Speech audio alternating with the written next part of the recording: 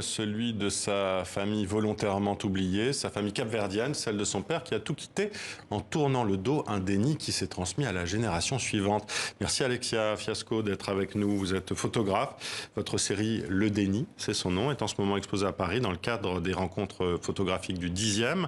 Le Déni, c'est donc celui de vos origines, c'est ça? Exactement, oui.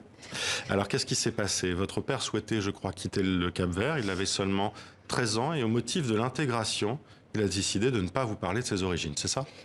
Exactement, de ne pas me parler de ses origines, de ne pas me transmettre sa langue et plein d'autres choses de sa culture qui vont avec, mais principalement ne pas me transmettre son histoire. En fait, pendant très longtemps, on a grandi sans vraiment savoir les raisons de son départ, sans vraiment savoir pourquoi il n'y était pas retourné, sans vraiment avoir même le droit, entre guillemets, d'y retourner. Donc, ouais, il y avait un peu tout un mystère qui tournait autour de ça. Et vous posiez des questions, enfant? Oui, oui, bien sûr, on posait des questions. Après, ouais, ces réponses étaient toujours très floues et souvent, ouais, souvent mensongères aussi. Enfin, il s'est créé aussi une réalité à lui, je pense, pour mieux, oui, pour mieux vivre le fait d'être loin. Comment vous avez vécu ce déni, vous?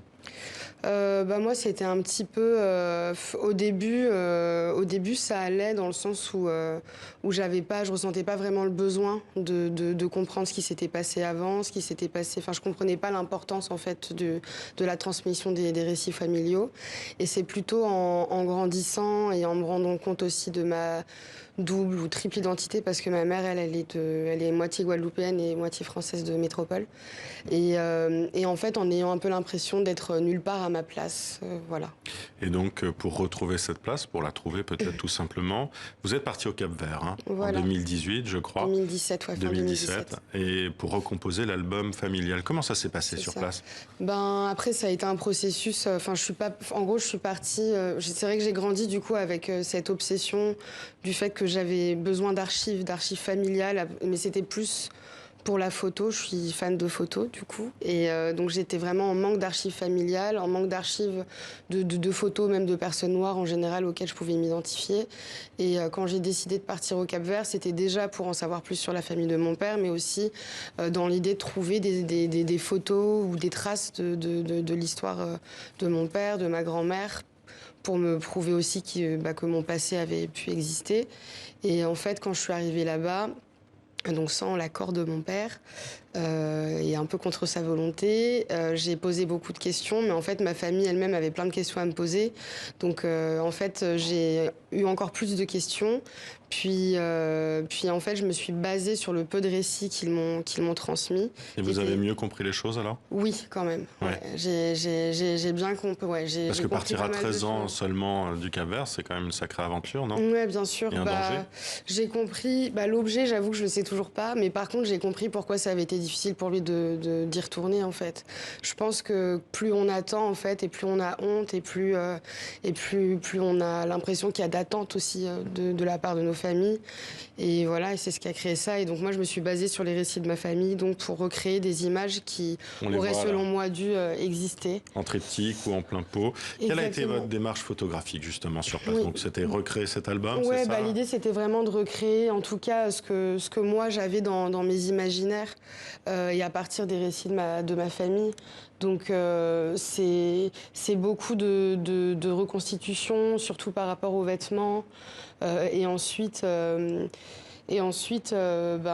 beaucoup de collages aussi. Bon, là, on le voit pas forcément, mais il y a Sur la femme montagne. Exactement, sur la femme montagne, c'est des collages.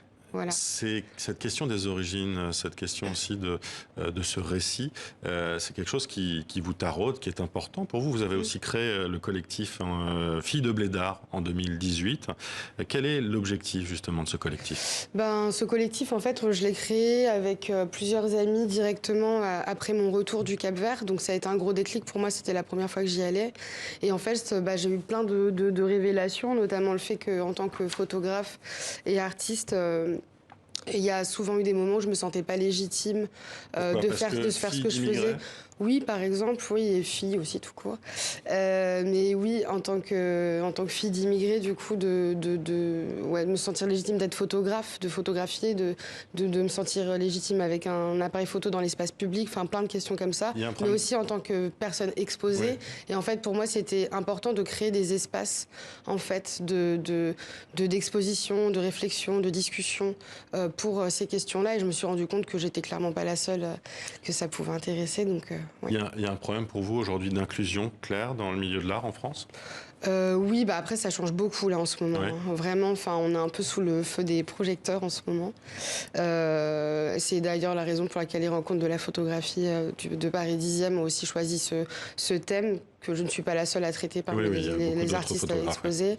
Là, j'étais à AKA, As Known As Africa, qui est une foire d'art contemporain. Dont on a parlé, oui, sur l'antenne. Exactement. Et puis voilà, je suis représentée par une galerie qui s'appelle la galerie Number 8, qui, elle, représente exclusivement des artistes de la diaspora, enfin des diverses diasporas.